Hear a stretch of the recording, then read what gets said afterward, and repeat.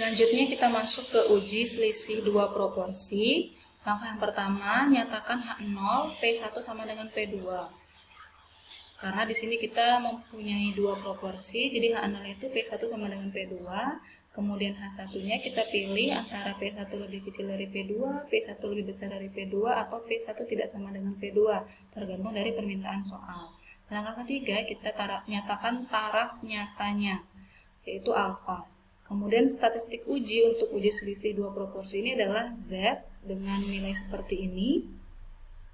Dan wilayah kritiknya itu ada tiga pilihan ini, tergantung dari hipotesis alternatifnya atau H1-nya ya. Nanti hasil untuk Z alfanya ini bisa dilihat di tabel distribusi normal. Selanjutnya, kita hitung nilai P1 topi, P2 topi, dan P topi, dan statistik uji Z. Kemudian terakhir keputusannya kita tolak H0 jika nilai Z berada di dalam wilayah kritik, dan kita terima H0 jika nilai Z berada di luar wilayah kritik. Kita langsung masuk ke contoh. Suatu pemungutan suara akan dilakukan di antara penduduk kota X dan penduduk di sekitar kota X. Di kota X dan di sekitar kota X. Untuk mengetahui pendapat mereka mengenai rencana pendirian sebuah gedung pertemuan serbaguna. Untuk mengetahui apakah ada selisih yang nyata antara proporsi penduduk kota X dan proporsi penduduk di sekitar kota X yang menyetujui rencana tersebut, maka diambil suatu sampel acak. Ternyata 120 di antara 200 penduduk kota X yang diambil sampelnya dan 240 di antara 500 penduduk di sekitar kota X yang diambil sampelnya menyetujui. Berarti di sini peluang keberhasilan itu dinyatakan sebagai yang menyetujui rencana tersebut. Berarti ini adalah X1, ini adalah N1, sampel acak untuk yang di kota X, berarti N1-nya 200, banyaknya keberhasilannya atau X1-nya sama dengan 120. Kemudian untuk yang di sekitar kota X, sampelnya ada 500, berarti ini N2-nya 500, dan banyaknya keberhasilannya atau yang menyetujui itu adalah X2. Berarti X2-nya sama dengan 240. Kemudian lakukanlah uji hipotesis dengan taraf nyata 0,025 untuk mengetahui apakah proporsi penduduk kota X yang menyetujui rencana tersebut lebih tinggi daripada proporsi penduduk di sekitar kota X yang menyetujui rencana tersebut. Berarti P1 apakah lebih tinggi dari P2, berarti P1 lebih besar dari P2, itu adalah hipotesis alternatifnya atau H1. Diketahui yang ini, yang tadi sudah saya jelaskan, langsung saja kita masuk ke jawabannya. Langkah pertama H0-nya selalu sama dengan, ingat, P1 sama dengan P2, kemudian H1-nya tadi sudah saya jelaskan, P1 lebih besar dari P2, alfanya 0,025, statistik uji yang kita gunakan adalah Z dengan rumus seperti ini. Wilayah kritiknya karena P1 lebih besar dari P2, kita berarti mengambil Z lebih besar dari Z alfa. Berarti Z lebih besar dari Z 0,025. Ini kita lihat di tabel distribusi normal, kita ketemukan 1,96. Berarti wilayah kritiknya adalah Z yang lebih besar dari 1,96. Kita nilai statistik uji untuk P1 topi 0,6, P2 topi 0,48, P topi 0,514, dan Q topi 0,486 itu adalah nilai statistik ujinya, yaitu Z-nya. Itu kita tinggal masukkan ke rumus, nilai-nilai yang sudah kita hitung di sini, masukkan ke rumus yang ini, kita peroleh 2,87. Apakah 2, nah kita lihat dulu di wilayah kritiknya itu Z lebih besar dari 1,96, berarti 2,87 itu lebih besar dari 1,96, berarti ini adalah masuk ke wilayah kritik. Berarti kita tolak H0, berarti proporsi penduduk kota X yang menyetujui rencana tersebut lebih tinggi dari proporsi penduduk di sekitar kota X yang menyetujui rencana tersebut. Berarti tolak H0 artinya kita terima H1 ya. H1-nya kan P1 lebih besar dari P2, berarti ini artinya proporsi penduduk kota X yang setuju itu lebih banyak atau lebih tinggi dari proporsi di sekitar kota X yang menyetujui rencana tersebut. Kita masuk ke uji ragam. Langkah pertama, H0-nya adalah sigma kuadrat sama dengan sigma 0 kuadrat. Kemudian kita pilih H1 yang sesuai. antara yang tiga ini tergantung dari permintaan soal, kemudian taraf nyatanya alfa, statistik uji untuk uji ragam ini adalah Q kuadrat yang dengan rumus N-1 S kuadrat per sigma 0 kuadrat dengan derajat bebasnya V yaitu N sama N-1. Kemudian nilai kritik untuk ini, uji ragam ini ada 3, tergantung dari H1 atau hipotesis alternatifnya ya, tergantung ini, atau yang dua ini. 1, 2, 3.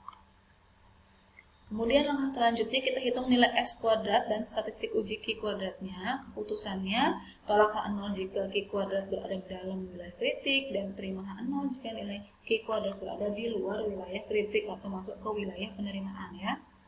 Contoh 9, berikut ini dicatat waktu perkecambahan dalam hari untuk 7 benih bibit, berarti N-nya sama dengan 7 ya. 12, 16, 15, 20, 17, 11, 18 ini adalah waktu perkecambahannya. Lakukanlah uji hipotesis dengan taraf nyata 5%, berarti alfanya 5% atau 0,05. Apakah benar ragam populasi dari waktu perkecambahan benih buncis baru tersebut tidak sama dengan 4? Berarti nanti H1-nya itu tidak sama dengan 4 ya. Berarti 4 ini adalah sigma 0 kuadratnya. Kita langsung masuk ke jawabannya. Langkah yang pertama, hipotesis 0 atau H0-nya adalah sigma kuadrat sama dengan sigma kuadrat 0. Berarti sigma kuadrat sama dengan 4. Kemudian H1-nya sigma kuadrat tidak sama dengan 4. Alfanya 0,05. Statistik yang kita gunakan adalah chi-square. Yang ini rumusnya. Dan wilayah kritiknya karena tidak sama dengan berarti ada 2 ya. Chi-square lebih kecil chi1 min 0,025 berarti chi lebih kecil Chi 0,975 ya. Ini kita lihat di tabel chi square dan chi square lebih besar dari chi 0,025 dengan derajat bebasnya adalah 6. Ini kita dapatkan chi square lebih kecil dari 1,237 dan chi square lebih besar dari 14,449. Ini adalah wilayah kritik. Jadi kalau dia lebih kecil dari 1,237 atau lebih besar dari 14,449 itu berarti dia masuk ke wilayah kritik. Kemudian nilai statistik uji untuk N sama dengan 7 dan S kuadrat sama dengan 10,286 adalah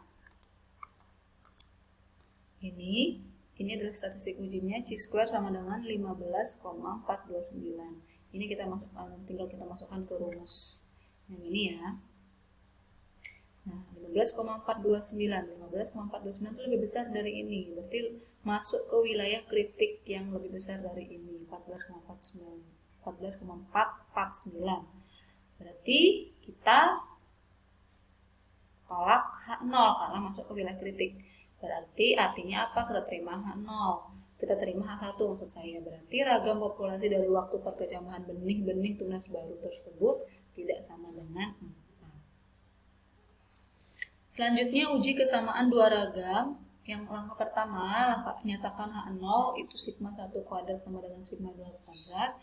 Kemudian kita pilih H1-nya antara yang 3 ini, tergantung dari permintaan soal. Kemudian tentukan taraf nyata alfa. Kemudian statistik uji yang kita gunakan untuk kesamaan dua ragam itu adalah F, yaitu S1 kuadrat per S2 kuadrat. Dengan V1 N1-1 dan V2 N2-1. Itu adalah derajat bebasnya. Wilayah kritiknya ini F lebih kecil dari F1 min alfa V1 V2 jika H1-nya ini sigma 1 kuadrat lebih kecil sigma 2 kuadrat. F lebih besar dari F alfa V1, V2 jika H1-nya sigma 1 kuadrat lebih besar dari sigma 2 kuadrat dan F lebih kecil F1 min alfa per 2 V1, V2 dan F lebih besar dari F alfa per 2 V1, V2 jika H1-nya sigma 1 kuadrat tidak sama dengan sigma 2 kuadrat. Nah, perlu diketahui untuk melihat di tabel F, kalau F1 min alfa itu kita ubah dulu atau kita modifikasi dulu. Ini langkahnya sudah saya, cara atau rumusnya sudah saya berikan di bab sebelumnya, yaitu mengenai pendugaan parameter. Langkah yang kelima itu hitunglah nilai statistik uji F dengan rumus yang ini. Kemudian keputusannya tolak H0 jika F berada di dalam wilayah kritik dan terima H0 jika F berada di luar wilayah kritik. Langsung kita masuk ke soal. Contoh soalnya, berikut ini dicatat waktu perkecambahan dalam hari untuk 7 benih bibit. Berarti N1 dan N2-nya sama-sama 7 ya. Lakukan uji hipotesis dengan taraf nyata 5%, berarti alfanya 0,05 untuk mengetahui apakah ragam populasi dari waktu perkecambahan benih jenis B lebih besar dari ragam populasi dari waktu perkecambahan benih jenis A. Berarti ini lebih besar, ini adalah kata kunci untuk H1.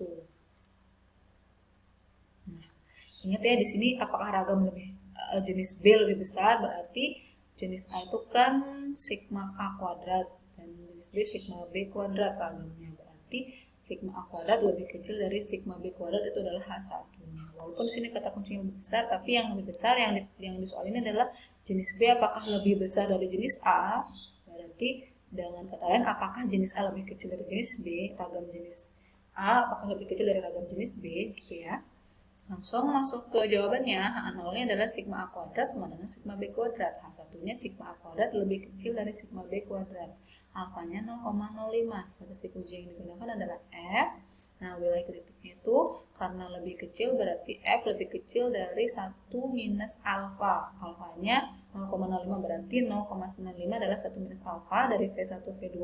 V1-nya 6, V2-nya juga 6. Berarti artinya F lebih kecil dari F 0,95 6,6. Nah, untuk mencari F 0,95 6,6 itu di tabel tidak ada. Yang caranya kita modifikasi dengan menjadi ini dengan rumus 1 per F 0,05 6,6. 6,6 ini sebenarnya di sini V2, V1 ya.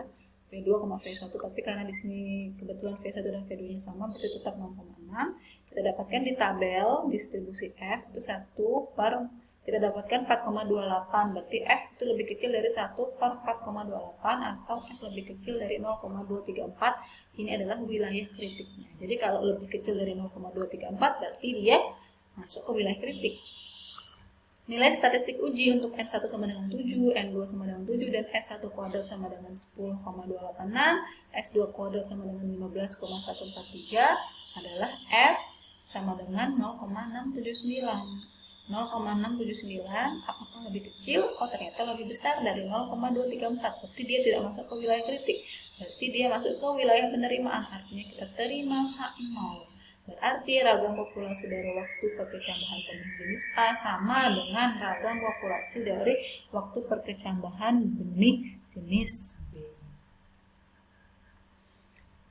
Terima kasih. Semoga bisa dipahami. Wassalamualaikum warahmatullahi wabarakatuh.